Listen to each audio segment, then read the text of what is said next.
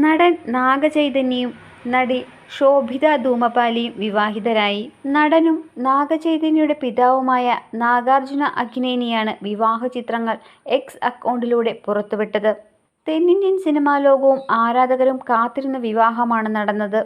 Ram Charan, Upasana, Mahesh Babu, Namrata Shirodkar, junior NTR, SS Rajamouli, Prabhas, Chiranjeevi, Surekha എന്നിവരാണ് അതിഥികളിൽ പ്രധാനപ്പെട്ടവർ. ഏകദേശം 400 ക്ഷണിക്കപ്പെട്ട അതിഥികൾ വിവാഹത്തിൽ പങ്കെടുത്തിട്ടുണ്ട്. അതേസമയം പതിവ് പോലെ വിവാഹ ചിത്രങ്ങൾക്ക് ആശംസകളേക്കാൾ വിമർശനമാണ് ലഭിക്കുന്നത്.